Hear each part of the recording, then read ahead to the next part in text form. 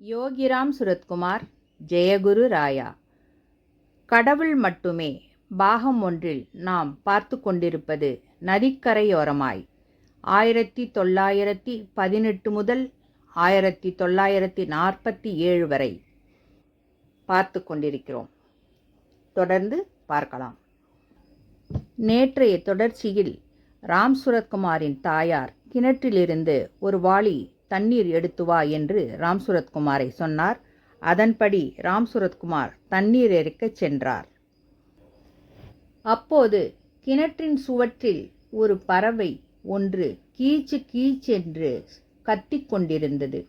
குழந்தைகளுக்கே உரிய பாணியில் ராம் சுரத்குமார் தண்ணீர் இறைக்கும் கயிற்றை அந்த பறவை இருந்த திசையில் லேசாக தள்ள பயந்து போன அந்த பறவை அந்த இடத்திலேயே இறந்து போனது. நம்ப முடியாமல் அதிர்ந்து போன சிறுவன் ராம் சுரத்குமார் மெதுவாக போய் பறவையின் உயிரற்ற உடலை பார்த்தார். பின்னர் அதனை கையில் எடுத்துக்கொண்டு அதன் அலகில் சிறு தண்ணீரை விட்டு அதனை உயிர்ப்பிக்க முயற்சிகள் செய்தார்.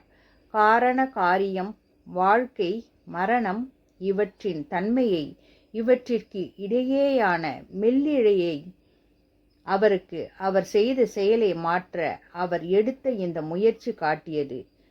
பறவை இறந்துவிட்டது என்பது உறுதியானதும் அவர் அந்த பறவையை கையில் எடுத்துக்கொண்டு அமைதியாக போய் கங்கை நீரில் விட்டார். அவர் கண்களில் கண்ணீர் வந்தது. பின்னர் மீண்டும் கரைக்கு வந்தார். அங்கேயே படுத்து கொண்டார். நீண்ட நேரம் அழுது கொண்டே இருந்தார்.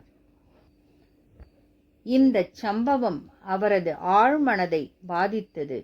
பின்னாளில் இந்த சம்பவத்தை நினைவு கூறும் அளவுக்கு அது அவரது நெஞ்சில் இடம்பெற்றது. அந்த நேரத்தில் அவருக்கு ஏற்பட்ட சோகத்தை துடைக்க அவர் எந்த முயற்சியும் எடுக்கவில்லை. அது பறவைதானே என்கிற நினைப்பும் அவருக்கு வரவில்லை. பதிலாக என்ன நடந்தது என்பது பற்றிய உண்மையை பார்த்தார். தனது ஒவ்வொரு செய்கையும் இந்த உலகின் துன்பத்தை ஏற்படுத்தும் என்கிற ரீதியில் அந்த சம்பவத்தை அவர் கருதினார். அனைத்து உயிர்களை பற்றியும் அதன் துன்பங்கள் பற்றியும் அவர் நினைக்க ஆரம்பித்தார். இது அவரிடம் ஆன்மீக வளர்ச்சிக்கான விதையை விதைத்தது. 4 ஆண்டுகளுக்கு பிறகு 1934 ராம் சுரத்குமாரின் இளமை பருவத்தில் 2வது பெரிய சம்பவம் நடந்தது. அவர் காசிக்கு, அதாவது பனாரஸுக்கு தனியாக சென்றபோது நடந்தது.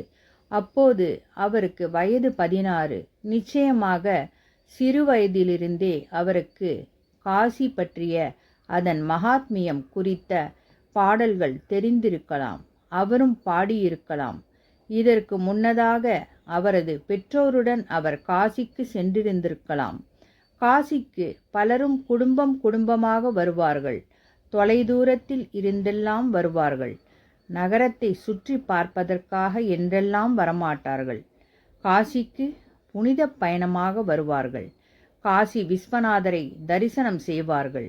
காசியில் மரணமடைபவர்களுக்கு முக்தி கிடைக்கும் என்பது இந்துக்களிடம் இருக்கும் நம்பிக்கை. ராம் சுரத்குமாரும் அவரது குடும்பத்தினரும் காசியில் நடக்கும் 2 பெரிய திருவிழாக்களின் போதும் அங்கு சென்று விடுவார்கள் என்றே தெரிகிறது. முதலில் வருவது தமிழ் வருடத்தின் ஆரம்பத்தில், அதாவது சித்திரையில், மார்ச் ஏப்ரலில். அப்போதுதான் சைத்திர நவராத்திரி கொண்டாடப்படும். 9 இரவுகளும் அம்மனுக்கு. அதேபோல தமிழ் வருடத்தின் கடைசி மாதமான பங்குனியில் மகா சிவராத்திரி கொண்டாடப்படும். ராம் சுரத்குமாருக்கு 16 வயது ஆனபோது அவருக்கு காசிக்கு போக வேண்டும் என்று ஒரே ஆசை. எனவே அவரது கிராமத்திற்கு அருகில் இருக்கும் ரயில்வே ஸ்டேஷனுக்கு அவர் சென்றார். அங்கு ஒரு பெரியவர்